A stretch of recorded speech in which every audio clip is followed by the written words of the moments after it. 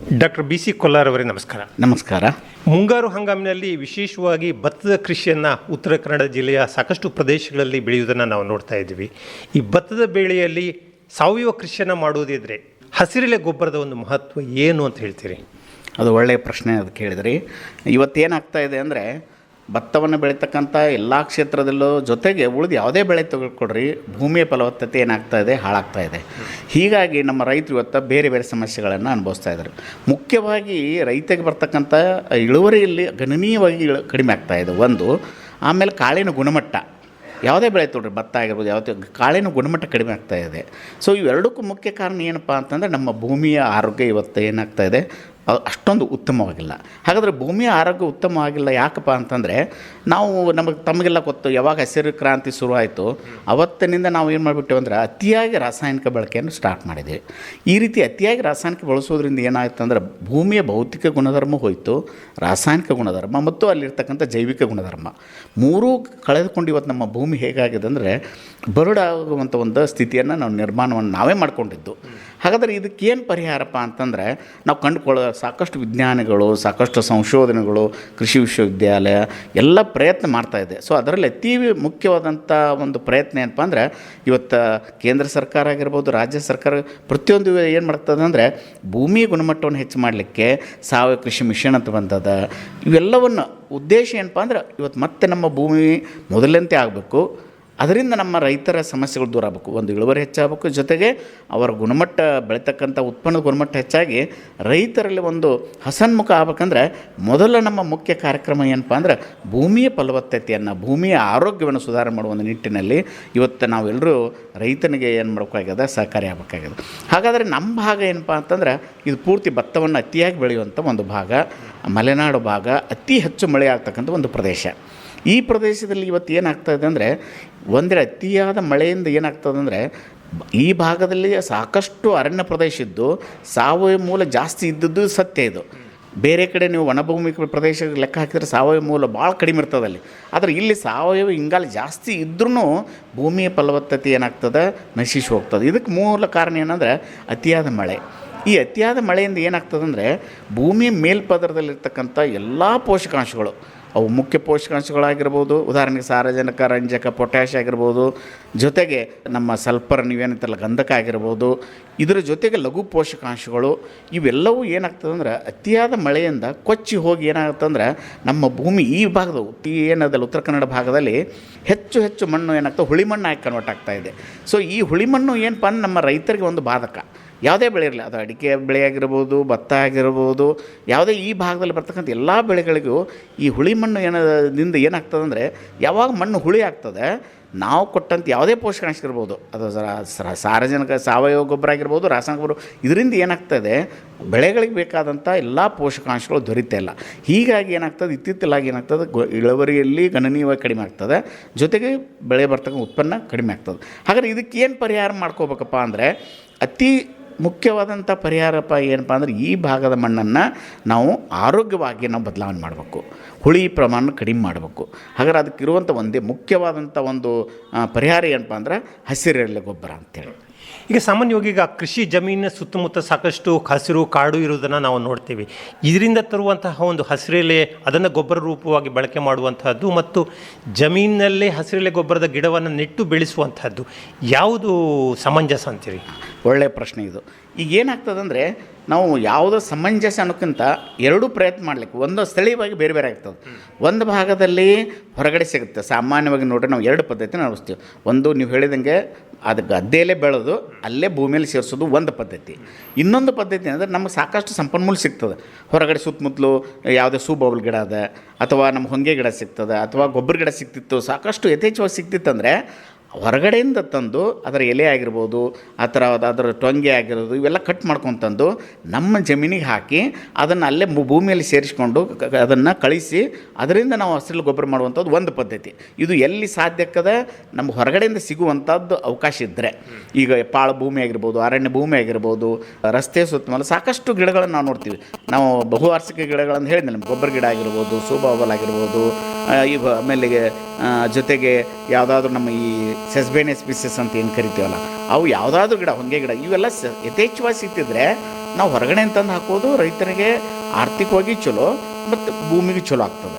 ಇದು ಆಗಲಿಲ್ಲಪ್ಪ ಅಂದಾಗ ನಾವು ಏನು ಮಾಡೋಕ್ಕಾಗ್ತದೆ, ಮುಂಗಾರಿನಲ್ಲಿ ನಾವು ಗದ್ದೆ ಜಮೀನಿನಲ್ಲಿ ಅಂದರೆ ಬಿತ್ತೋಕ್ಕಿಂತ ಪೂರ್ವದಲ್ಲಿ, ಗದ್ದೆ ನಾಟಿ ಮಾಡೋಕ್ಕಿಂತ ಪೂರ್ವದಲ್ಲಿ ಸುಮಾರು 1 ರಿಂದ 1.5 ತಿಂಗಳು, ಈಗ ಮೇ ತಿಂಗಳಿಂದ ನಾವು ಪ್ರಾರಂಭ ಮಾಡಬೇಕಾಗಿತ್ತು.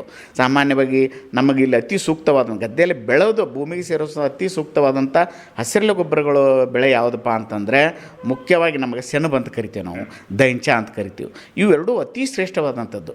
ಇವನ್ನ ನಾವು ಸ್ಥಳೀಯವಾಗಿ ಬೆಳೆದು ಅಲ್ಲೇ ಭೂಮಿಯಲ್ಲೇ ಬೆಳೆದು ಅವುಗಳನ್ನು ಯಾವಾಗ ಹೂವು ಹಂತದಲ್ಲಿ ಬರ್ತಾವೆ ಅವಾಗ ಕಟಾವು ಮಾಡಿ ಅದರ ಭೂಮಿಗೆ ಸೇರಿಸೋದ್ರಿಂದ ನಮಗೆ ಸಾಕಷ್ಟು ಹಸಿರೆಲೆ ಗೊಬ್ಬರದ ಪ್ರಮಾಣ ನಮ್ಮ ಒಳಗೆ ಸೇರಿ ಭೂಮಿಯ ಒಂದು ಗುಣಮಟ್ಟ ಬದಲಾವಣೆ ಆಗ್ತದೆ. ಈಗ ಈ ಸಸ್ಬೇನಿ ಆಗ್ಬೋದು ಅಥವಾ ಡ್ರೈಂಚ್ ಆಗ್ಬೋದು, ಇದನ್ನು ಬಳಕೆ ಮಾಡುವುದಿದ್ರೆ ಯಾವ ರೀತಿ ಬಳಕೆ ಮಾಡಬೇಕು ಮತ್ತು ಮಣ್ಣಿಗೆ ಸೇರಿಸುವಂಥ ಒಂದು ವಿಧಾನ ಹೇಗೆ? ಸರಿ, ಈಗ ನಾವು ಹೇಳಿದೆ ನಿಮಗೆ ಒಂದು ಸೆಣಬಂತಾಗಿರ್ಬೋದು ಅಥವಾ ದೈಂಚೆ ಆಗಿರ್ಬೋದು, ಇವನ್ನೇನು ಮಾಡ್ಬೇಕಂದ್ರೆ ನಾವು ನಾಟಿ ಪೂರ್ವದಲ್ಲಿ ಒಂದು 45 ದಿವಸ ಮುಂಚೆ ಏನು ಮಾಡ್ಬೋದು, ಗದ್ದೆಯಲ್ಲಿ ಬೀಜವನ್ನು ಹಾಕಬೇಕು. ಬೀಜ ಅಂದರೆ ಪ್ರತಿ ಎಕರೆಗೆ ಸುಮಾರು ನಮ್ಗೆ 10 ರಿಂದ 15 kg, ಇವನ್ 20 kg ಹಾಕಿ ತೊಂದರೆ, ಯಾಕಂದ್ರೆ ನಮ್ಗೆ ಇನ್ನೂ ಚೆನ್ನಾಗಿ ಬರ್ತದೆ. ಸೊ 20 kg ಅಥವಾ ಒಂದು ಎಕರೆಗೆ ನೀವು ಚೆಲ್ಲಿ ಬಿಡೋದು, ಹರಡು ಮಾಗಿ ಉಳುಮೆ ನಂತರ ಮಾಗಿ ಉಳುಮೆ ನಂತರ ಭೂಮಿ ಮೇಲೆ ಚೆಲ್ಲೋದು. ಚೆಲ್ಲಿ ಏನು ಮಾಡಬೇಕು, ಅದು ಸುಮಾರು ಒಂದು 30 ರಿಂದ 45 ದಿವಸ ಏನು ಬೆಳೆ ಬರ್ತದಲ್ಲ, ಆ ಬೆಳೆ ಬಂದ ಸಂದರ್ಭದಲ್ಲಿ ಹೂವಾಗ ಪ್ರಾರಂಭ ಆಗ್ತದೆ. ಯಾವಾಗ ಹೂವು ಹಂತದಲ್ಲಿ ಬರ್ತದೆ ಅದನ್ನು ನಾವು ಟ್ರ್ಯಾಕ್ಟರ್ ರೋಟೋವೇಟರಿಂದ ಭೂಮಿಗೆ ಸೇರಿಸ್ಬೋದು, ಯಾವುದೋ ರೂಪದಲ್ಲಿ ಅದನ್ನು ನಾವು ಭೂಮಿ ಒಳಗೆ ಅದನ್ನು ಮುಚ್ಚಿ ಹಾಕಬೇಕು. ಅವಾಗ ಏನಾಗ್ತದೆ, ಮುಂದೆ 1 ವಾರದಲ್ಲಿ ಅದು ಕಳೆತು ಏನಾಗ್ತದೆ, ನಮ್ಮ ನಾಟಿ ಮಾಡಲಿಕ್ಕೆ, ಬಿತ್ತನೆ ಮಾಡಲಿಕ್ಕೆ ಒಂದು ಒಳ್ಳೆಯ ಜಮೀನಾಗಿ, ಆರೋಗ್ಯಪೂರ್ಣ ಜಮೀನಾಗಿ ಬದಲಾವಣೆ ಆಗ್ತದೆ. ಸರ್, ಈಗ 1 ಎಕರೆಗೆ ಒಂದು 15 ರಿಂದ 20 ಕಿಲೋದಷ್ಟು ಈ ಒಂದು ಬೀಜಗಳು ಬೇಕಾಗ್ತವೆ ಅಂತ ಹೇಳಿದ್ರಿ. ಆಮೇಲೆ ಮಣ್ಣಿಗೆ ಸೇರಿಸುವಂಥ ಯಾವ ಹಂತದಲ್ಲಿ ಮಣ್ಣಿಗೆ ಸೇರಿಸಬೇಕು ಅಂದರೆ ಹೂ ಬಂದ ನಂತರ ಸೇರಿಸುವಂಥದ್ದು ಅಥವಾ ಮೊದಲೇ ಸೇರಿಸಬೇಕು? ಯಾವಾಗ ಹೂವು 50% ಮ್ಯಾಚುರಿಟಿ ಅಂತ ಕರಿತೀವಿ ನಾವು, ಯಾವಾಗ ಬೆಳೆ ಸೆಣಬಾಗಿರ್ಬೋದು, ದಂಚೆ ಆಗಿರ್ಬೋದು, ಯಾವಾಗ ಬೆಳೆ ಒಂದು 50% ಫ್ಲವರಿಂಗ್ ಆಗ್ತದೆ, ಒಂದು 50% ಹೂವಾಡೋ ಹಂತದಲ್ಲಿ ಬರ್ತದೆ, ಅವಾಗ ಇಮ್ಮಿಡಿಯೇಟ್ ಅದನ್ನು ನಾವು ಭೂಮಿಗೆ ಸೇರಿಸ್ಬೇಕು. 50% ಫ್ಲವರಿಂಗ್ ಬರ್ಬೇಕಂದ್ರೆ ಸಾಮಾನ್ಯವಾಗಿ ಒಂದು 35 ರಿಂದ 45 ದಿವಸ ತೊಗೊತದೆ ಅದು. ಸೊ ಆ 45 ದಿವಸ ಸಮಯದಲ್ಲಿ ನಾವು ನೋಡೋಕ್ಕೂ ಹೂವು ಪ್ರಾರಂಭ ಆಗಿಬಿಡ್ತದೆ. ಹೂವು ಪ್ರಾರಂಭ ಆಯ್ತು ಅಂದರೆ ನಾವು ಅದನ್ನು ಭೂಮಿಗೆ ಸೇರಿಸ್ಬೇಕು. ಇದು ಒಳ್ಳೆಯ ಹಂತ. ಬೀಜಕ್ಕೆ ಬಿಟ್ಟೆ ಅಂದರೆ ಏನಾಗುತ್ತೆ, ಮತ್ತೆ ಬೀಜ ಉದುರ್ತದೆ, ಅದು ಹೊಳ್ಳೆ ನಮ್ಮ ಕಳೆಯಾಗಿ ಕನ್ವರ್ಟ್ ಆಗ್ತದೆ. ನಮ್ಮ ಹಸಿರೆಲೆ ಗೊಬ್ಬರ ಹೋಗಿ ನಮ್ಮ ಕಳೆಯಾಗಿ ನಮಗೆ ಸಮಸ್ಯೆ ಕೊಡ್ತದೆ. ಅದಕ್ಕೆ ಒಳ್ಳೆಯ ಸಮಯ ಏನಪ್ಪ ಅಂತಂದರೆ ಯಾವಾಗ ಒಂದು 50% ಹೂವು ಆಗ್ತದಲ್ಲ ಅವಾಗ ಅದನ್ನು ಭೂಮಿಯಲ್ಲಿ ಸೇರಿಸ್ಬೇಕು. ಸಾಮಾನ್ಯವಾಗಿ ಗೊಬ್ಬರ ಅಂದ ತಕ್ಷಣ ಹೆಚ್ಚು ಸಾರಜನಕ, ರಂಜಕ, ಪೊಟ್ಯಾಶ್ ಮಣ್ಣಿಗೆ ಸೇರ್ತದೆ ಎನ್ನುವಂಥ ಒಂದು ಅಭಿಪ್ರಾಯ ಇರ್ತದೆ. ಆದರೆ ನಿಜವಾಗಿ ನೋಡಿದರೆ ಈ ಒಂದು ಹಸಿರೆಲೆ ಗೊಬ್ಬರದಲ್ಲಿ ಎಷ್ಟು ಪ್ರಮಾಣದಲ್ಲಿ ಈ ಗೊಬ್ಬರಗಳು ಇದು ಪೂರೈಕೆ ಆಗ್ತದೆ, ಪೋಷಕಾಂಶ ಮತ್ತು ಮಣ್ಣಿನ ಒಂದು ಗುಣಧರ್ಮ ಯಾವ ರೀತಿ ಬದಲಾವಣೆ ಆಗ್ತದೆ ಅಂತ? ಒಳ್ಳೆಯ ಪ್ರಶ್ನೆ. ಏನಾಗ್ತದೆ ಅಂದರೆ ಇವತ್ತು ನಾವು ಅತಿ ಹೆಚ್ಚು ರಾಸಾಯನಿಕ ಬಳಸೋದ್ರಿಂದ ಏನಾಗ್ತದೆ ಅಂದರೆ ನಮ್ಮ 100% ಸಾರಜನಕ ಆಗಿರ್ಬೋದು, ರಂಜಕ ಆಗಿರ್ಬೋದು, ಪೊಟ್ಯಾಶ್ ಭೂಮಿಗೆ ಸಿಗ್ತದೆ. ಆದರೆ ಅದ್ರ ಜೊತೆಗೆ ಸಾಕಷ್ಟು ಸಮಸ್ಯೆಗಳನ್ನು ಹೋಗ್ತವೆ. ಒಂದು ಕಡೆ ಇವತ್ತು ನೀವು ನೋಡ್ತಾ ಇದ್ದೀವಿ, ಇವಾಗ ಡೀಸೆಲ್ ರೇಟ್ ಏರ್ತಾ ಇದೆ, ಪೆಟ್ರೋಲ್ ರೇಟ್ ಒಂದು ಕಡೆ ಹೇಳ್ತೀವಿ, ಇನ್ನೊಂದು ಕಡೆ ನಮ್ಮಲ್ಲಿ ಯೂರಿಯಾನ ನಾವು ತಯಾರು ಮಾಡೋಕ್ಕಾಗೋದಿಲ್ಲ. ಸೊ ಇಂಥ ಸಂದರ್ಭದಲ್ಲಿ ಏನಾಗ್ತದೆ ಅಂದರೆ ನಾವು ಅದಕ್ಕೆ ಯೂರಿಯಾ ತಯಾರು ಮಾಡ್ಲಿಕ್ಕೆ ಬೇಕಾದಂಥ ಪೂರಕಗಳು ಏನದಾವಲ್ಲ ಅವನ್ನೆಲ್ಲ ಹೊರದೇಶದಿಂದ ತರಬೇಕಾಗ್ತದೆ. ಅವಾಗ ಸಾಮಾನ್ಯವಾಗಿ ಏನಾಗ್ತದೆ, ರೇಟ್ ಜಂಪ್ ಆಗ್ತದೆ. ರೇಟ್ ಜಂಪ್ ಆಗೋದ್ರಿಂದ ಒಂದು ಕಡೆ ನಾವೇನೈತೀವಿ ರಾಸಾಯನಿಕ ಗೊಬ್ಬರ ರೇಟ್ ಹೆಚ್ಚಾಗೋದು ಒಂದು ಕಡೆ, ಆದರೆ ಇನ್ನೊಂದು ಕಡೆ ಅದನ್ನು ತಯಾರು ಮಾಡ್ಲಿಕ್ಕೆ ಬೇಕಾದಂಥ ಪರಿಕರಗಳನ್ನು ಹೊರಗಡೆ ತರಿಸ್ಬೇಕಾಗೋದ್ರಿಂದ ಅದು ಒಂದು ಕಡೆ ಸಮಸ್ಯೆ ಆಗ್ತದೆ. ಅದಕ್ಕೆ ಇವತ್ತೇನಾಗಿ ನಮ್ಮ ರಾಸಾಯನಿಕ ಗೊಬ್ಬರದ ಕೊರತೆ ಒಂದು ಕಡೆ, ಆದರೆ ರಾಸಾಯನಿಕ ಗೊಬ್ಬರ ದರ, ಅತಿಯಾದ ದರ, ಇವು ಎರಡೂ ಸಮಸ್ಯೆಗಳು ಇವತ್ತು ನಮ್ಮ ದೇಶಕ್ಕೆ ಸಮಸ್ಯೆ ಆಗ್ತಾಯಿದ್ದಾವೆ. ಸೊ ಇಂಥ ಸಮಸ್ಯೆಯಲ್ಲಿ ನಾವು ಇದರಿಂದ ಭೂಮಿನೂ ಉಳಿಸೋಬೇಕಾಗಿದೆ, ನಮ್ಮ ಆರ್ಥಿಕ ಪರಿಸ್ಥಿತಿನೂ ಸುಧಾರಣೆ ಮಾಡ್ಕೋಬೇಕಂದ್ರೆ ನಾವು ಈ ರಾಸಾಯನಿಕ ಗೊಬ್ಬರ ಬಳಕೆಯನ್ನು ಮಿತವಾಗಿ ಬಳಸಿಕೊಂಡು ಹೆಚ್ಚು ನಮ್ಮ ಸ್ಥಳೀಯವಾಗಿ ಸಿಗ್ತಕ್ಕಂಥ ಈ ಹಸಿರೆಲೆ ಗೊಬ್ಬರಗಳನ್ನು ನಾವು ಇವತ್ತು ಹೆಚ್ಚು ಬಳಕೆ ಮಾಡಿಕೊಂಡು ಭೂಮಿ ಆರೋಗ್ಯವನ್ನು ಹೆಚ್ಚು ಮಾಡೋಕ್ಕಾಗಿದೆ. ಇನ್ನೊಂದು ಏನಾಗ್ತದೆ, ಯಾವಾಗ ನಾವು ಈ ಹಸಿರೆಲೆ ಗೊಬ್ಬರಗಳನ್ನು ಬಳಸ್ತೀವಿ ಅವಾಗ ಸಾಮಾನ್ಯವಾಗಿ ಏನಾಗ್ತದೆ, ನಮ್ಮ ಭೂಮಿಯ ಭೌತಿಕ ಗುಣಗಳು ಬದಲಾಗ್ಕೋತ ಹೋಗ್ತಾವೆ, ಅದರ ಸ್ಟ್ರಕ್ಚರ್ ಬದಲಾಗ್ತದೆ. ಅವಾಗ ಏನಾಗ್ತದೆ, ಅದು ಎಲ್ಲ ಪೋಷಕಾಂಶಗಳು ಸಸ್ಯಕ್ಕೆ ಸಿಗುವಂಗೆ, ಅವೈಲೇಬಲ್ ಆಗುವಂಗೆ ಅದು ವ್ಯವಸ್ಥೆ ಮಾಡ್ತದೆ. ಜೊತೆಗೆ ಏನು ಮಾಡ್ತದೆ, ನೀರನ್ನು ಹಿಡಿದಿಟ್ಟುಕೊಳ್ಳೋ ಸಾಮರ್ಥ್ಯನ ಹೆಚ್ಚಾಗ್ತದೆ. ಇನ್ನು ಇದ್ರ ಜೊತೆಗೆ ಇನ್ನೂ ಸುದೀರ್ಘವಾಗಿ ನಾವು ಬಳಸೋದ್ರಿಂದ ಏನಾಗ್ತದೆ ಅಂದರೆ ಇವತ್ತು ನಮ್ಮ ರೈತಿಗೆ ಬರ್ತಕ್ಕಂಥ, ಬೆಳೆಗೆ ಬರ್ತಕ್ಕಂಥ ರೋಗ ಆಗಿರ್ಬೋದು, ಕೀಟ ಆಗಿರ್ಬೋದು, ಈ ಸಮಸ್ಯೆಗಳನ್ನು ನಾವು ಸ್ಥಳೀಯವಾಗಿ ಕಡಿಮೆ ಮಾಡ್ಕೋಬೋದು. ಹೆಂಗಂದರೆ ಯಾವಾಗ ನಾವು ಹಸಿರೆಲೆ ಗೊಬ್ಬರಗಳನ್ನು ಬಳಸ್ತೇವೆ ಆವಾಗ ರೋಗ ನಿರೋಧಕ ಶಕ್ತಿ ಹೆಚ್ಚಾಗ್ತದೆ. ಆ ಸಸ್ಯಕ್ಕೆ ರೋಗ ನಿರೋಧಕ ಶಕ್ತಿ ಹೆಚ್ಚಾಗ್ತದೆ, ಹುಳುಗಳನ್ನು ಬಂದರೂ ಸಹಿಸಿಕೊಳ್ಳೋ ಶಕ್ತಿ ಹೆಚ್ಚಾಗ್ತದೆ. ಹಾಗಾಗಿ ನಮಗೆ ಈ ಎರಡೂ ಬಾಧೆಗಳಿಂದ ನಮ್ಮ ರೈತರು ಹಸಿರು ಹುಳುಗಳಿಂದ ಪರಿಹಾರವನ್ನು ಕಂಡುಕೊಳ್ಬೋದು. ಸಾಮಾನ್ಯವಾಗಿ ಏನಾಗ್ತದೆ ಹಸಿರು ಗೊಬ್ಬರಗಳನ್ನು ನಾವು ಬಳಸೋದ್ರಿಂದ ಏನೇನು ನಮಗೆ ಪ್ರಯೋಜನ ಆಗ್ತಾವೆ ಅಂತ ವಿಚಾರ ಮಾಡಿದ್ರೆ ಮೊದಲನೇದಾಗಿ ನಿಮ್ಮ ಮೊದಲೇ ಹೇಳಿದಂಗೆ ನಾನು ಮಣ್ಣಿನ ಭೌತಿಕ ಗುಣ ಬದಲಾವಣೆ ಆಗ್ತದೆ.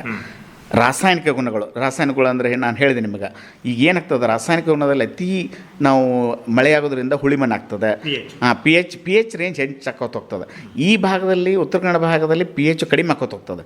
4-5 ಆದಂಗೆ ಹೆಂಗೆ ಪಿ ಎಚ್ ರಸಸಾರ ಕಡಿಮೆ ಆಗ್ತದೆ. ಪಿ ಎಚ್ ರಸಸಾರ ಈ ರಸಸಾರ ಕಡಿಮೆ ಆಕೋತ ಹೋಗ್ತದೆ.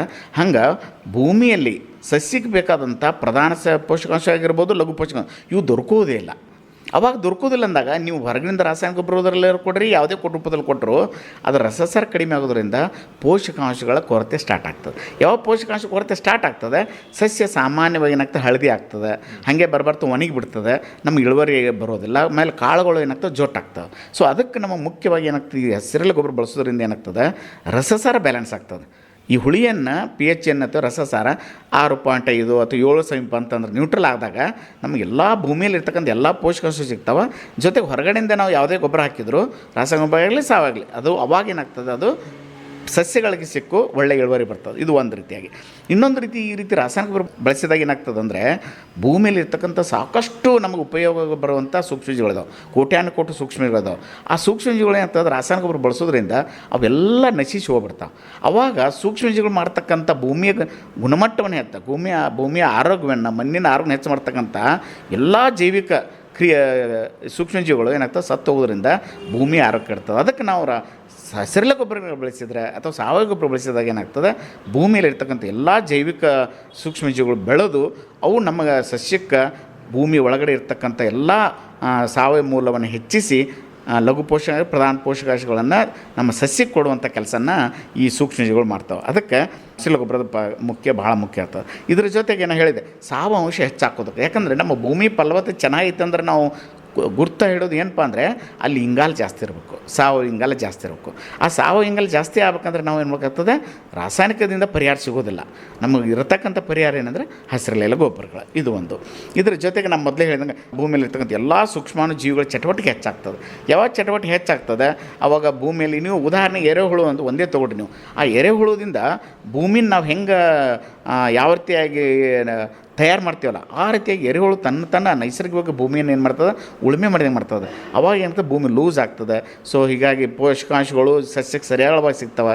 ಜೊತೆಗೆ ನೀರು ಹಿಡಿದುಕೊಳ್ಳೋ ಸಾಮರ್ಥ್ಯ ಹೆಚ್ಚಾಗ್ತದೆ. ಸೊ ಇದ್ರ ಜೊತೆಗೆ ಇನ್ನೂ ಮಹತ್ವ ಏನಪ್ಪ ಅಂತಂದರೆ ಮಣ್ಣಿನ ಈಗ ನೋಡಿರಿ ಯಾವಾಗ ನಾವು ಹಸಿರೆಲೆ ಗೊಬ್ಬರ ಬೆಳಿತೀವಿ ಅವಾಗ ಏನು ಮಾಡ್ತದೆ ಹಸಿರೆಲೆದ ಬೆಳೆಯ ಒಂದು ಬೇರುಗಳು ಏನು ಮಾಡ್ತವೆ ಭೂಮಿ ಕೆಳಪದರಲ್ಲಿ ಇರ್ತಕ್ಕಂಥ ಎಲ್ಲ ಪೋಷಕಾಂಶಗಳು ಮೇಲೆ ತೊಗೊಂಡ್ಬಂದಿರ್ತಾವೆ. ಆ ಪೋಷಕಾಂಶ ಎಲ್ಲ ಸಸ್ಯ ಭಾಗದಲ್ಲಿ ಎಲೆ ಭಾಗದಲ್ಲಿ ಕಾಂಡ ಭಾಗದಲ್ಲಿ ಸೇರಿಕೊಂಡಿರ್ತದೆ. ಅವಾಗ ನಾವು ಹಸಿರು ಗೊಬ್ಬರವನ್ನು ಬೆಳೆದು ನಾವು ಅದನ್ನು ಭೂಮಿಯಲ್ಲಿ ಮತ್ತೆ ಮುಚ್ಚಿದ್ರೆ ಏನಾಗ್ತದೆ ಭೂಮಿ ಕೆಳಬರಿರ್ತಕ್ಕ ಎಲ್ಲ ಪೋಷಕಾಂಶಗಳು ಬೇರುಗಳ ಮೂಲಕ ಬಂದು ಮತ್ತೆ ಎಲೆಗಳ ಮೂಲಕ ಮತ್ತೆ ನಮಗೆ ಹೊಳ್ಳಿ ಭೂಮಿಗೆ ಸೇರಿಸುವಂಥ ಕೆಲಸ ಆಗ್ತದೆ. ಅದಕ್ಕೆ ನಾವು ಹಸಿರು ಬೆಳೆಯೋದ್ರಿಂದ ಹೆಚ್ಚು ಪೋಷಕಾಂಶಗಳು ಕೆಳಪದರದಿಂದ ಮೇಲ್ಪದರಕ್ಕೆ ಬರ್ತಾವೆ. ಆಮೇಲೆ ಇನ್ನೊಂದು ಏನಪ್ಪ ಅಂತಂದರೆ ನಮಗೆ ಇತ್ತಿತ್ತಲಾಗಿ ಕಳೆಯ ಸಮಸ್ಯೆ ಭಾಳ ಆಗ್ತಾಯಿದೆ. ಸೊ ಈ ಕಳೆಯ ಸಮಸ್ಯೆ ಆದಾಗ ಏನಾಗ್ತದೆ ನಾವು ಬೇರೆ ಬೇರೆ ಮೂಲಗಳು ಬಳಸ್ತೀವಿ. ಒಂದು ಕೈಯಿಂದ ಕಸ ಕಳೆ ತೆಗಿತೀವಿ, ಇಲ್ಲ ಕಳೆನಾಶಕ ಬಳಸ್ತೀವಿ. ಬಟ್ ಎರಡೂದರಿಂದ ರೈತನಿಗೆ ಏನಾಗ್ತದೆ ವೆಚ್ಚ ಹೆಚ್ಚಾಗ್ತಾಯಿದೆ, ಖರ್ಚು ವೆಚ್ಚ ಹೆಚ್ಚಾಗ್ತದೆ. ಸೊ ಅದರ ಜೊತೆಗೆ ಏನಾಗ್ತದೆ ಈ ಕಳೆಗಳು ಹೆಚ್ಚು ಪೈಪೋಟಿಯನ್ನು ಕೊಡೋದ್ರಿಂದ ಬೆಳೆಗೆ ಹೀಗಾಗಿ ಏನಾಗ್ತದೆ ನಮ್ಮ ಬೆಳೆಗಳಿಗೆ ಬೇಕಾದಂಥ ಎಲ್ಲ ಪೋಷಕಾಂಶಗಳೂ ಸರಿ ಸಿಗೋದಿಲ್ಲ. ಜೊತೆಗೆ ಬೆಳೆಯ ಒಂದು ಇಳುವರಿ ಕಡಿಮೆ ಆಗ್ತದೆ. ಅದಕ್ಕೆ ನಾವು ಕಳೆಗಳ ನಿಯಂತ್ರಣ ಮಾಡೋದು ಇವತ್ತಿನ ಪರಿಸ್ಥಿತಿಯೊಳಗೆ ಭಾಳ ಮುಖ್ಯವಾಗಿದೆ. ಅದಕ್ಕೆ ಈ ರೀತಿ ಹಸಿರೆಲೆ ಬೆಳೆದ್ರೆ ಏನಾಗ್ತಂದ್ರೆ ಹಸಿರೆಲೆ ಗೊಬ್ಬರಗಳು ಕಳೆಗಳನ್ನು ಬೆಳೀಲಿಕ್ಕೆ ಅವಕಾಶನ ಕೊಡೋದಿಲ್ಲ. ಪ್ರಾರಂಭ ಹಂತದಲ್ಲಿ ಏನು ಮಾಡ್ತಾವೆ ಎಲ್ಲ ಕಳೆಗಳನ್ನು ಹತೋಟಿ ಮಾಡ್ತಾವೆ. ಹೀಗಾಗಿ ಕಳೆ ಬೆಳೆಯೋದನ್ನು ಕಂಟ್ರೋಲ್ ಮಾಡ್ತದೆ. ಜೊತೆ ಬೆಳೆದಂಥ ಕಳೆಗಳು ಏನಾಗ್ತದೆ ನಾವು ಯಾವಾಗ ಹೆಸರು ಭೂಮಿಯಲ್ಲಿ ಮುಚ್ತೀವಿ ಆವಾಗ ಕಳೆಗಳನ್ನು ಅದರ ಜೊತೆಗೆ ಗೊಬ್ಬರ ರೂಪದಲ್ಲಿ ಕನ್ವರ್ಟ್ ಆಗ್ತದೆ. ಇದ್ರ ಜೊತೆಗೆ ವಾತಾವರಣದಲ್ಲಿ ಸಾಕಷ್ಟು ಇವತ್ತು ನಾವು ಸಾರಜನಕವನ್ನು ನೋಡ್ತೇವೆ. ಸುಮಾರು 78% ಸಾರಜನಕ ಅದ. ಈ ಎಲ್ಲ ಸಾರಜನಕವನ್ನು ಭೂಮಿಗೆ ಸೇರಿಸುವಂಥ ಕೆಲಸ ಮಾಡುವಂಥದ್ದು ಇರೋದು ಯಾವುದಪ್ಪ ಅಂದರೆ ಸೂಕ್ಷ್ಮಜೀವಿಗಳಿಗೆ ಸಾಧ್ಯ. ಅದಕ್ಕೆ ಮೊದಲೇ ಹೇಳಿದೆ ನಮಗೆ ಸೂಕ್ಷ್ಮಜೀವಿಗಳು ಭೂಮಿಯಲ್ಲಿ ಜಾಸ್ತಿ ಇರೋದ್ರಿಂದ ಅವು ಏನು ಮಾಡ್ಕೋತಾವ ವಾತಾವರಣದಲ್ಲಿರ್ತಕ್ಕಂಥ ಸಾರಜನಕ ಹೀರಿಕೊಂಡು ಅದಕ್ಕೆ ಸಾರಜನಕ ಸ್ಥಿರೀಕರಣ ಅಂತೀವಿ. ಸೊ ಈ ವಾತಾವರಣದ ಸಾರಜನಕ ಹೀರಿಕೊಂಡು ನಮ್ಮ ಬೇರುಗಳ ಮೂಲಕ ಸಸ್ಯ ಕೊಡ್ತಾವೆ. ಅವಾಗ ಒಟ್ಟಾರೆ ಏನಾಗ್ತದೆ ನಮಗೆ ನೈಸರ್ಗಿಕವಾಗಿ ಸಾರಜನಕ ಸಿಗ್ತದೆ. ಈ ನೈಸರ್ಗಿಕ ಸಾರಜನಕ ನಮ್ಮ ರಾಸಾಯನಿಕ ಸಾರಜನಕಕ್ಕಿಂತ ಗುಣಮಟ್ಟದ್ದಾಗಿರ್ತದೆ. ಸೊ ಹೀಗಾಗಿ ನಮಗೆ ರೈತನಿಗೆ ಕಡೆ ಉಳಿತಾಯನೂ ಆಗ್ತದೆ, ಭೂಮಿ ಆರೋಗ್ಯನೂ ಯಾವುದೇ ರೀತಿ ಕೆಡಂಗಿಲ್ಲ. ಅದಕ್ಕೆ ಭೂಮಿಯ ಆರೋಗ್ಯ ಸುಧಾರಣೆ ಮಾಡಲಿಕ್ಕೆ, ಭೂಮಿ ಫಲವತ್ತತೆ ಹೆಚ್ಚಲಿಕ್ಕೆ ನಮಗೆ ನೈಸರ್ಗಿಕ ಸಾರಜನಕ ಅತ್ಯಮೂಲ್ಯವಾಗಿದೆ. ಅದನ್ನು ಒದಗಿಸುವಂಥ ಕೆಲಸ ಮಾಡುವಂಥದ್ದು ಯಾವುದಪ್ಪ ಅಂದರೆ ಸೂಕ್ಷ್ಮಾಣುಜೀವಿಗಳು. ಈ ಸೂಕ್ಷ್ಮಾಣುಜೀವಿಗಳು ಸಾಕಷ್ಟು ಭೂಮಿಯಲ್ಲಿ ನಮಗೆ ಬೇಕಂದರೆ ನಮಗೆ ಹಸಿರೆಲೆ ಗೊಬ್ಬರ ಭಾಳ ಮುಖ್ಯವಾಗಿದೆ. ಇದರ ಜೊತೆಗೆ ಈ ರೀತಿಯಾದಂಥ ನಾವು ಹಸಿರೆಲೆ ಗೊಬ್ಬರ ಬೆಳೆದಾಗ ಏನಾಗ್ತದೆ, ಬೆಳೆದು ಭೂಮಿಗೆ ಮುಚ್ಚಿದಾಗ ಏನಾಗ್ತದೆ, ಸಾಕಷ್ಟು ಆಮ್ಲಗಳು ಬಿಡುಗಡೆ ಆಗ್ತಾವೆ. ಈ ಆಮ್ಲಗಳು ಏನಪ್ಪ ಹೆಲ್ಪ್ ಮಾಡ್ತಾವಂದರೆ ಭೂಮಿಯಲ್ಲಿರ್ತಕ್ಕಂಥ ಎಲ್ಲ ಪೋಷಕಾಂಶಗಳು ಸಸ್ಯಕ್ಕೆ ಹೀರ್ಕೊಳ್ಳಿಕ್ಕೆ ಆ ವ್ಯವಸ್ಥೆನ ಕ್ರಿಯೇಟ್ ಮಾಡ್ತಾವೆ. ನಾನು ಹೇಳಿದೆ ನಿಮಗೆ ರಸಸಾರ ಅಂದೆ, ಈ ರಸಸಾರ ಬ್ಯಾಲೆನ್ಸ್ ಮಾಡಲಿಕ್ಕೆ ಇದೂ ಒಂದು ಮುಖ್ಯ ಅಂತ. ಅದಕ್ಕೆ ನಾವು ಹಸಿರೆಲೆ ಗೊಬ್ಬರಗಳನ್ನು ಹೆಚ್ಚೆಚ್ಚು ಬೆಳೆದು ಭೂಮಿ ಸೇರಿಸಿದಾಗ ಹೆಚ್ಚು ಆಮ್ಲಗಳು ರಿಲೀಸ್ ಆಗಿ ಸಸ್ಯಕ್ಕೆ ಬೇಕಾದಂಥ ಎಲ್ಲ ಪೋಷಕಾಂಶಗಳು ದೊರಕ್ತಾವೆ. ಇದರ ಜೊತೆಗೆ ಭೂಮಿಯಲ್ಲಿ ಏನು ಸಮಸ್ಯೆ ಬರ್ತಾವೆ, ರಸಸಾರದಿಂದ ಹುಳಿ ಮಣ್ಣಾಗಿರ್ಬೋದು ಅಥವಾ ಕ್ಷಾರ ಮಣ್ಣಾಗಿರ್ಬೋದು, ಈ ಸಮಸ್ಯೆಗಳು ಪರಿಹಾರ ಏನಪ್ಪ ಅಂದ್ರೆ ಹಸಿರೆಲೆ ಗೊಬ್ಬರಗಳು ಭಾಳ ಮುಖ್ಯ. ಇದ್ರ ಜೊತೆಗೆ ಸಾಕಷ್ಟು ನಮ್ಮ ಭೂಮಿಯಲ್ಲಿ ಇವತ್ತು ಏನಾಗ್ತದೆ, ಜಂತುಹುಳು ಬಾಧೆಯಿಂದ ನಮ್ಮ ಗಿಡಗಳು ಒಣಗಿ ಹೋಗ್ತಾವೆ. ಅಡಿಕೆ ಆಗಿರ್ಬೋದು, ಭತ್ತ ಆಗಿರ್ಬೋದು, ಯಾವುದೇ ಬೆಳೆ ತೊಗೊಳ್ರಿ ನೀವು. ಸೊ ಅದರಿಂದ ಜಂತುಹುಳು ಬಾಧೆ ಆದಾಗ ಸಾಕಷ್ಟು ಬೆಳೆ ದೊಡ್ಡ ದೊಡ್ಡ ನಾವು ಬಹುವಾರ್ಷಿಕ ಗಿಡಗಳು ಇವತ್ತು 20-30 ವರ್ಷ ಬೆಳೆದ ಗಿಡಗಳು ನಾವು ಈ ಜಂತುಹುಳಿಂದ ಒಣಗಿ ನಮಗೆ ಹಾಳಾಗುವಂಥ ಪರಿಸ್ಥಿತಿ ಬರ್ತದೆ. ಅದಕ್ಕೆ ಈ ಜಂತುಹುಳನ್ನು ನೈಸರ್ಗಿಕವಾಗಿ ಕಂಟ್ರೋಲ್ ಮಾಡಲಿಕ್ಕಿರುವಂಥ ಒಂದು ಪರಿಹಾರ ಏನಪ್ಪ ಅಂದ್ರೆ ಈ ಹಸಿರೆಲೆ ಗೊಬ್ಬರ. ಯಾವಾಗ ಹಸಿರೆಲೆ ಗೊಬ್ಬರ ನೀವು ಬೆಳೆಯೋಕ್ಕೆ ಸ್ಟಾರ್ಟ್ ಮಾಡ್ತೀರಿ, ಬೆಳೆದ ಭೂಮಿಯಲ್ಲಿ ಮುಚ್ಚಕ್ಕೆ ಶುರು ಮಾಡ್ತೀರಿ, ಜಂತುಹುಳು ಬಾಧೆಯನ್ನು ನಿಯಂತ್ರಣ ಮಾಡೋದು. ಅದಕ್ಕೆ ಒಟ್ಟಾರೆಗೆ ನಾವು ಎಲ್ಲ ಮಹತ್ವವನ್ನು ಹಸಿರೆಲೆ ಗೊಬ್ಬರದಿಂದ ಪಡ್ಕೋಬಹುದು. ಈಗ ಸಾಮಾನ್ಯವಾಗಿ ಭತ್ತದ ಬೆಳೆ ನಾಟಿ ಮಾಡುವುದಕ್ಕಿಂತ ಮೊದಲು ಪೂರ್ವಭಾವಿಯಾಗಿ ಬೇಸಿಗೆಯಲ್ಲಿ ಒಂದಷ್ಟು ದ್ವಿದಳ ಧಾನ್ಯದ ಬೆಳೆಗಳನ್ನು ಬೆಳೆಯೋದನ್ನು ನೋಡ್ತೀವಿ. ನೆಲಗಡಲೆ ಇರ್ಬೋದು, ಹೆಸರು ಆಗ್ಬೋದು, ಉದ್ದು ಆಗ್ಬೋದು, ಇಂಥ ಬೆಳೆಗಳನ್ನು ಬೆಳೀತಾರೆ ಅಂತ ಹೇಳಿ. ಆ ತ್ಯಾಜ್ಯವನ್ನು ಕೂಡ ಮಣ್ಣಿಗೆ ಸೇರಿಸುವುದರಿಂದ ಮಣ್ಣಿನ ಒಂದು ಫಲವತ್ತತೆಯನ್ನು ಕಾಪಾಡಿಕೊಳ್ಳೋದಕ್ಕೆ ಸಾಧ್ಯವಾಗ್ತದೆ. ಯಾಕಂದರೆ ನಾವು ಬೇಸಿಗೆ ಸಮಯದಲ್ಲಿ ಯಾರಿಗಾದರೂ ನೀರಿನ ಸಿಕ್ತು, ಮೂಲ ಇತ್ತಂದರೆ ನಾವು ಆ ಸಮಯದಲ್ಲಿ ಎಲ್ಲ ಹಸಿರು ಗೊಬ್ಬರಗಳನ್ನು ಹರಡುವುದು ಭೂಮಿಯಲ್ಲಿ ಹರಡಿ ಅದನ್ನು ಸುಮಾರು ಒಂದು 45 ದಿವಸ ಯಾವಾಗ ಹೂವು ಆಗ್ತದೆ ಅವಾಗ ನಾವು ಭೂಮಿಗೆ ಸೇರಿಸ್ಬಿಟ್ರೆ ಸಾಕಷ್ಟು ನಮಗೆ ಸಾವಯವ ಗೊಬ್ಬರ, ನಾವೇನಿವತ್ತು ತಿಪ್ಪೆ ಗೊಬ್ಬರ ಅಂತ ಕರಿತೀವಿ, ಹೊರಗಡೆ ಎರೆಹುಳ ಗೊಬ್ಬರ ಅಂತ ಕರಿತೀವಿ, ಇವೆಲ್ಲ ಏನಪ್ಪ ಅಂತಂದರೆ ಖರ್ಚಿನ ಮೂಲ ಜಾಸ್ತಿ ಆಗ್ತದೆ ರೈತನಿಗೆ. ನಾವು ಖರ್ಚು ಆದಾಯ ಹೆಚ್ಚಾಗಬೇಕಂದ್ರೆ ಖರ್ಚನ್ನು ಕಡಿಮೆ ಮಾಡಬೇಕಾಗ್ತದೆ. ಅದಕ್ಕೆ ಸ್ಥಳೀಯವಾಗಿ ಸಿಗ್ತಕ್ಕಂಥ ಯಾವುದೇ ಇರ್ಬೋದು, ನಾವು ಅಲಸಂದೆ ಆಗಿರ್ಬೋದು, ಹುರುಳಿ ಆಗಿರ್ಬೋದು, ಇವನ್ನೂ ಹಾಕ್ಬೋದು. ಆದರೆ ಏನು ಸಮಸ್ಯೆ ಆಗ್ತಾಯಿದೆ ಅಂದರೆ ಈ ಅಲಸಂದೆ ಮತ್ತು ಹುರುಳಿ ಇವೆಲ್ಲ ಏನಾಗ್ತದೆ, ಹಸಿರೆಲೆಯನ್ನು ಮಾಡ್ಬೇಕಂದ್ರೆ ನಮಗೆ ಬೀಜದ ಏನು ಖರ್ಚು ಹೆಚ್ಚಾಗ್ತದೆ. ಅದಕ್ಕೆ ನಾವು ಇವಕ್ಕಿಂತ ಪರಿಹಾರ ಏನಪ್ಪ ಅಂತಂದರೆ ಸೆಣಬು ಅಂತೇಳಿದೆ, ಅತಿ ಕಡಿಮೆ ಖರ್ಚಿನಾಗ ಮಾಡ್ಕೋಬೋದು. ನಿಮಗೆ ಬೇಕಿದ್ರೆ ಅಲ್ಲೇ ಸಿಗ್ತಕ್ಕಂಥ ಗೊಬ್ಬರ ಗಿಡ ಬೆಳೀತಿದ್ರೆ ಅದನ್ನು ತಂದು ಹಾಕೋಬೋದು. ಬೇಡಪ್ಪ ಅಂತಂದರೆ ನಿಮ್ಮ ಡೈಂಚ ಅಂತ ಬೀಜ ಸಿಗ್ತಾವೆ, ಇವನ್ನ ಬೇಸಿಗೆ ಸಮಯದಲ್ಲಿ ಮಾಡಿದರೆ ಅತಿ ಉತ್ತಮ. ಯಾಕೆ ನಮಗೆ ಮುಂಗಾರದಲ್ಲಿ ಭೂಮಿ ತಯಾರಾಗಿರ್ತದೆ, ಬೇಗನೆ ಬಿತ್ತಲಿಕ್ಕೆ ಸರಳ ಆಗ್ತದೆ. ಆದರೆ ಬೇಸಿಗೆ ಸಮಯದಲ್ಲಿ ಏನಾಗ್ತದೆ ಅಂದರೆ ನೀರಿನ ಕೊರತೆ ಇರೋದರಿಂದ ಸ್ವಲ್ಪ ಈ ಹಸಿರೆಲೆ ಗೊಬ್ಬರ ಬೀಜನ ನಾವು ಬಿತ್ತನೆ ಮಾಡಲಿಕ್ಕೆ ಹರಳಲಿಕ್ಕೆ ಸ್ವಲ್ಪ ಸಮಸ್ಯೆ ಆಗ್ತದೆ. ಈಗ ಹಸಿರೆಲೆ ಗೊಬ್ಬರದ ಬಗ್ಗೆ ಮಾತನಾಡಬೇಕಿದ್ರೆ ನಾವು ಡೈಂಚಿಯಾ ಇದ್ರ ಬಗ್ಗೆ ಎಲ್ಲ ಮಾತನಾಡಿದ್ವಿ. ಈ ಗೊಬ್ಬರದ ಗಿಡ ಅಥವಾ ಗ್ಲಿರಿಸಿಡೆ ಅನ್ನುವಂಥದ್ದು ಒಂದು ಬಹುವಾರ್ಷಿಕ ಹಸಿರೆಲೆ ಗೊಬ್ಬರದ ಗಿಡ. ಇದರ ಒಂದು ನಿರ್ವಹಣೆ ಮಾಡುವಂಥದ್ದು, ಅದರಿಂದ ಹೆಚ್ಚಿನ ಒಂದು ಗೊಬ್ಬರವನ್ನು ಪಡೆಯುವಂಥದ್ದು ಹೇಗೆ ಅಂತ? ಸಾಮಾನ್ಯವಾಗಿ ಈ ಭಾಗ ಏನಾಗ್ತದೆ, ಅರಣ್ಯ ಪ್ರದೇಶದ, ಹೀಗಾಗಿ ಈ ಭಾಗದಲ್ಲಿ ಗೊಬ್ಬರ ಗಿಡಗಳನ್ನಾಗಿರ್ಬೋದು, ಸೋಬಾವಲ್ ಆಗಿರ್ಬೋದು, ಹೊಂಗೆ ಗಿಡ ಬೆಳೆಸೋದು ಕಷ್ಟ ಏನಿಲ್ಲ. ಯಾಕಂದರೆ ನೈಸರ್ಗಿಕ ತಾವೇ ಬೆಳೆದಿರ್ತಾವೆ. ಸೊ ಅವಾಗ ಏನಾಗ್ತದೆ, ನಮಗೆ ರೈತರಿಗೆ ಏನು ತೊಂದರೆ ಆಗೋದಿಲ್ಲ. ಯಾಕಂದರೆ ನಮಗೀಗ ಎಲ್ಲೋ ಗೊಬ್ಬರ ಗಿಡ ಎಲ್ಲಿ ಬೇಕಾದ್ರೆ ಯಥೇಚ್ಛವಾಗಿ ಬೆಳೆದಿರ್ತಿದ್ದೆ ಅರಣ್ಯ ಪ್ರದೇಶದಲ್ಲಿ. ಹೋಗಿ ಅದರದ್ದೆಲ್ಲ ನಾವು ಕಟ್ ಮಾಡ್ಕೊಂಡ್ಬಂದು ಅದನ್ನು ನಾವು ನೇರವಾಗಿ ಗದ್ದೆ ಇನ್ನೊಂದು ನಮಗೆ ಈ ಭಾಗದಲ್ಲಿ ಏನಾದ್ರೆ ಯಥೇಚ್ಛವಾಗಿ ಗಿಡಗಳು ಸಿಗ್ತಾವೆ, ಅವತ್ತು ನೀವು ಕಟ್ ಮಾಡ್ಕೊಂಡು ಬಂದು ನಮ್ಮ ಭೂಮಿ ಸೇರಿಸೋದು. ಇನ್ನೊಂದು ಏನಾಗ್ತದೆ, ನೀವು ಕಟ್ ಮಾಡಿದ್ರೆ ಮತ್ತೆ ಅದು ಚಿಗುರುವಂಥ ಒಂದು ಒಳ್ಳೆಯ ವಿಶೇಷವಾದಂಥ ಗುಣನ ನೈಸರ್ಗಿಕವಾಗಿ ಈ ಗಿಡಗಳಿಗೆ ಕೊಟ್ಟಾರೆ. ಅದಕ್ಕೆ ನಾವು ಇಲ್ಲಿ ಸಿಗುವಂಥ ಗೊಬ್ಬರ ಗಿಡ ಆಗಿರ್ಬೋದು, ಹೊಂಗೆ ಗಿಡ ಆಗಿರ್ಬೋದು, ಸೋಬಾವಲ್ ಆಗಿರ್ಬೋದು, ಇವುಗಳನ್ನು ಎಲೆಗಳನ್ನು ಅಥವಾ ಆಮೇಲೆ ಅದರ ಟೊಂಗೆಗಳು ಕಟ್ ಮಾಡ್ಕೊಂಬಂದು ಎಷ್ಟು ಸಾಧ್ಯಕ್ಕದಷ್ಟು ನಾವು ಗದ್ದೆಗೆ ಸೇರಿಸಿ ನಾವು ಸುಮಾರು ಒಂದು ವಾರದೊಳಗೆ ಅದು ಅಲ್ಲಿ ಕಳುತ್ತೆ ನಮಗೇನಾಗ್ತದೆ ನಾಟಿ ಮಾಡಲಿಕ್ಕೆ ಯೋಗ್ಯ ಆಗ್ತದೆ. ಇದು ಒಂದು ಕಡೆ. ಇನ್ನೊಂದು ಕೆಲವೊಂದು ಭಾಗದಲ್ಲಿ ಏನಾಗ್ತದೆ ಅಂದ್ರೆ ಬದುವಿನ ಸುತ್ತಲೂ, ಗದ್ದೆಯ ಸುತ್ತಲೂ ನಾವು ಏನು ಮಾಡ್ಬೋದು, ಬೇಲಿಯಾಗಿ ಜೈವಿಕ ಬೇಲಿನೂ ಅಂತ ಆಗ್ತದೆ. ಜೊತೆಗೆ ನಮಗೇನಾಗ್ತದೆ ಅಂದ್ರೆ ಅದು ಮಣ್ಣು ಕೊಚ್ಚಿ ಹೋಲಾರ್ದಂಗೆ ನೋಡ್ತದೆ. ಇವತ್ತು ನೋಡಿರಿ ಸಾಕಷ್ಟು ಗದ್ದೆಗಳನ್ನು ನಾವು ನೋಡ್ತೀವಿ, ಮಣ್ಣು ಸಾಕಷ್ಟು ಮಳೆ ಕೊಚ್ಚಿ ಹೋಗ್ತದೆ. ಕೊಚ್ಚಿ ಹೋಗಬಾರ್ದಂದ್ರೆ ನಾವು ಈ ಮಣ್ಣಿನ ನಿರ್ವಹಣೆ, ನಮ್ಮ ಪೋಷಕಾಂಶಗಳ ನಿರ್ವಹಣೆ ಎರಡನ್ನೂ ನಾವು ಮಾಡ್ಕೋಬೇಕಂದ್ರೆ ಈ ಗೊಬ್ಬರ ಗಿಡಗಳನ್ನು ನಿಮ್ಮ ಹೊಲದ ಸುತ್ತಲೂ ನಿಮ್ಮ ಗದ್ದೆ ಸುತ್ತಮುತ್ತಲು, ನಿಮ್ಮ ತೋಟದ ಸುತ್ತಮುತ್ತಲು ಬೆಳೆಸಿ ನೋಡಿರಿ. ನಿಮಗೆ ಯಾವುದೇ ಹೊರಗಿನ ಪ್ರಾಣಿ ಆಗಿರ್ಬೋದು, ಯಾವುದೇ ಏನೋ ನಿಮ್ಮ ಮಣ್ಣು ಕೊಚ್ಚೋಲು ನೋಡ್ಕೊತದೆ. ಜೊತೆಗೆ ಅಲ್ಲಿರ್ತಕ್ಕಂಥ ಬೆಳೆದಂಥ ಸುಮಾರು 4-5 ವರ್ಷ ಬೆಳೆದಂಥ ಎಲ್ಲ ಗೊಬ್ಬರ ಗಿಡ ಆಗಿರೋ ಸುತ್ತಮುತ್ತಲು ಇರ್ತಕ್ಕ ಅವನ್ನ ಕಟ್ ಮಾಡಿ ನಿಮಗೆ ಅಲ್ಲೇ ನೇರವಾಗಿ ನಿಮ್ಮ ಭೂಮಿಗೆ ಸೇರಿಸಲಿಕ್ಕೂ ಭಾಳ ಅವಕಾಶ ಅದ. ಅದಕ್ಕೆ ಇದನ್ನಂತೂ ಸಾಮಾನ್ಯವಾಗಿ ಗದ್ದೆಯಲ್ಲಿ ಮಾಡ್ಕೊಳ್ಳೋದ್ರಿಂದ ಸಾಕಷ್ಟು ಹಸಿರೆಲೆ ಗೊಬ್ಬರ ನಮ್ಮ ಭೂಮಿಗೆ ಸೇರಿದಂಗೆ ಆಗ್ತದೆ. ಜೊತೆಗೆ ಜೈವಿಕ ಬೇಲಿಯಾಗಿ ನಮಗದು ಯಾವುದೇ ಪ್ರಾಣಿಗಳಿಂದ ಹತೋಟಿಯನ್ನು ಮಾಡ್ತದೆ. ಇದರ ಜೊತೆಗೆ ಈ ಅಜೋಲಾ ಎನ್ನುವಂಥದ್ದು ಇತ್ತೀಚೆಗೆ ಹೆಚ್ಚು ಜನಪ್ರಿಯ ಆಗ್ತಾ ಇರುವಂಥ ಒಂದು ನೈಸರ್ಗಿಕ ಒಂದು ಬೆಳೆ. ಇದರ ಬಗ್ಗೆ ಹೇಳಿ, ಇದರ ಒಂದು ಮಹತ್ವ ಏನು, ಇದು ಭತ್ತದ ಬೆಳೆಗೆ ಯಾವ ರೀತಿ ಪೂರಕವಾಗಿ ಕೆಲಸ ಮಾಡ್ತದೆ ಅಂತ. ಸರಿ, ಸಾಕಷ್ಟು ನಾನು ಇಲ್ಲಿವರೆಗೆ ಸಾವಯವ ಗೊಬ್ಬರ ಅಥವಾ ಹಸಿರೆಲೆ ಗೊಬ್ಬರ ಬಗ್ಗೆ ಮಾತಾಡ್ತಾ ಇದ್ವಿ. ಅದಕ್ಕಿಂತ ಈ ಭತ್ತದಲ್ಲಿ ಇನ್ನೊಂದು ಸರಳವಾಗಿ ಭೂಮಿ ಫಲವತ್ತತೆ ಹೆಚ್ಚು ಮಾಡಲಿಕ್ಕೆ, ಅದರಲ್ಲಿ ಭತ್ತದಲ್ಲಿ ಬರ್ತಕ್ಕಂಥ ಕಳೆಗಳ ನಿರ್ವಹಣೆ ಮಾಡಲಿಕ್ಕೆ, ಅಂದರೆ ಕಸ ನಿರ್ವಹಣೆ ಮಾಡಲಿಕ್ಕೆ ಮತ್ತು ಭೂಮಿಯ ಫಲವತ್ತತೆ ಹೆಚ್ಚು ಮಾಡಿ ಇಳುವರಿ ಹೆಚ್ಚು ಮಾಡಲಿಕ್ಕೆ ಇರುವಂಥ ಇನ್ನೊಂದು ಬಹುಪಯೋಗಿ ನಮಗೆ ಸರಳವಾದಂಥ ಹಸಿರೆಲೆ ಗೊಬ್ಬರದ ಸಸಿ ಯಾವುದಪ್ಪ ಅಂತಂದರೆ ಅಜೋಲಾ ಅಂತ. ನೀವು ಸಾಕಷ್ಟು ಅಲ್ಲಿ ಕೇಳಿರ್ತೀರ ಅಜೋಲಾ ಅಂತೇಳಿ. ಈ ಅಜೋಲಾ ಏನಪ್ಪ ಅಂತಂದರೆ ಇದೊಂದು ಜಲಸಸ್ಯ. ಇದು ನೀರಿನಲ್ಲಿ ಬೆಳೀತಕ್ಕಂಥ ಒಂದು ಸಸ್ಯ. ಇದು ನಾವು ಸಾಮಾನ್ಯವಾಗಿ ನಮ್ಮ ಗ್ರಾಮೀಣ ಪ್ರದೇಶದಲ್ಲಿ ಪಾಚಿ ಅಂತ ಕರಿತಿರ್ತೀವಿ. ಸೊ ಈ ಗ್ರಾಮೀಣ ಪ್ರದೇಶದಲ್ಲಿ ಕೊಳಚೆಯಲ್ಲಿ ಬೆಳೆಯುವಂಥ ಪಾಚಿ ಅಲ್ಲ, ಇದು ಅದರದೇ ಆದಂಥ ಒಂದು ಸ್ಪೀಸೀಸ್, ಇದು ಒಂದು ಜೀವಿ. ಇದು ಅಜೋಲಾ ಅಂತ ಕರಿತೀವಿ.